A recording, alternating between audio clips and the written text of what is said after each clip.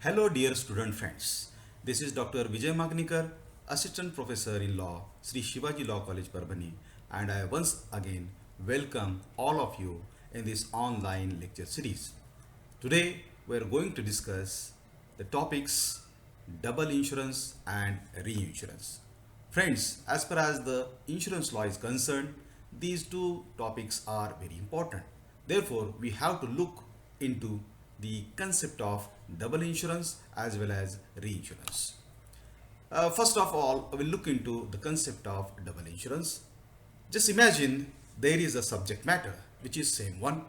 So in this context, we are going to see how the double insurance has its own mechanism. There is a same subject matter which is having two identical policies. This is first insurance policy and there is also another insurance policy.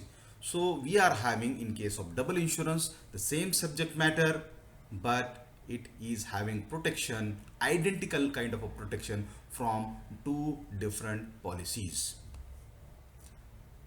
So in brief, we can summarize what exactly the double insurance is.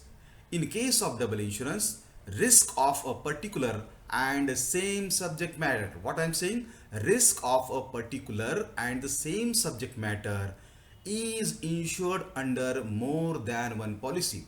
So the subject matter is the same, nature of risk is also same, but that subject matter is insured under more than one policies taken out from different insurers. So the different insurers are there which are having the kind of a same identical kind of a cover.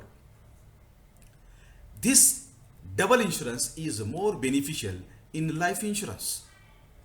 That means in indemnity insurance it is of not that much use because indemnity insurances are having the limits of indemnification. But in case of life insurance, the life is precious. So if the subject matter is having protection with similar kind of risk with different kind of policies, then in all the cases the amount of compensation is expected to be paid. But in case of indemnity insurance, that is a limitation. One cannot gain out of the losses. That is what the problem is.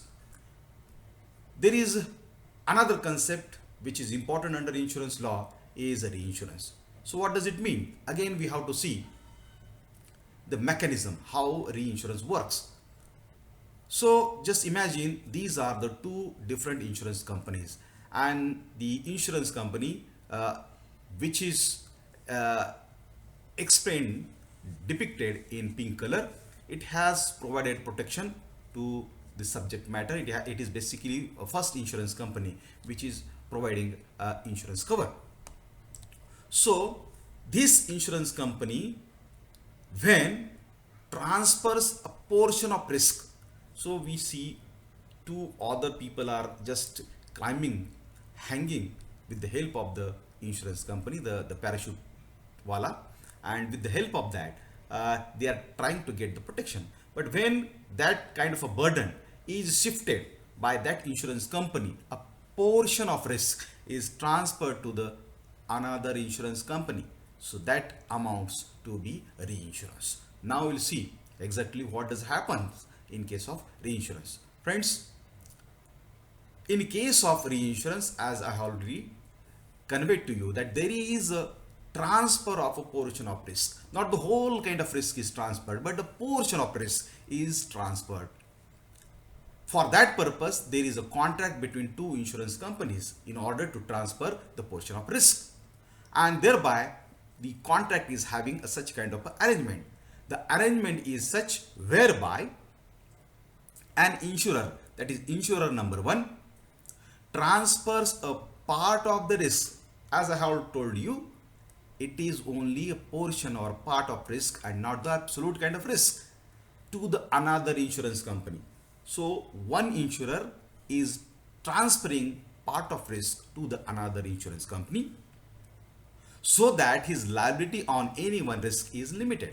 he is willing to reduce his liability. For that purpose, he is making a contract with another company, and accordingly, the risk, part of risk, is transferred to another insurance company. And this is done to figure proportionate to his financial capacity. The liability is in accordance with the proportionate to his financial capacity. Now we'll see certain characteristics of reinsurance. Firstly, it is a contract between two insurance companies. So predominantly it is a contract between two insurance companies. According to that contract, insurer transfers the risk. First, insurer transfers the risk beyond the limit of its capacity to another insurance company. So whatever the extra burden is there upon first insurance company, that company just shifts it to the another insurance company by way of a contract. There is a relationship of assured that remains with the original insurer only. So whoever has entered into the insurance contract with the first insurance company, so that insurer is having only relationship with the first insurance company, and his relationship with the second kind of insurance company, that is not important at all, that is not having any kind of a legal status. So reinsurance is not liable directly towards the assured. So whoever got assurance from the first insurance company, he is nothing to do with the reinsurance second kind of a company. So reinsurance is not liable directly toward the assured. There is no direct relationship between the assured who has assured himself with the first insurance company, and there is no relationship with his with the second kind of insurance company, because his company has entered into contract with the another one.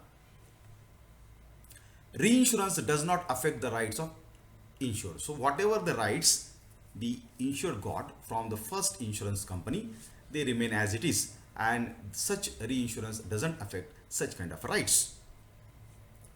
Original insurer cannot do reinsurance more than the insured sum.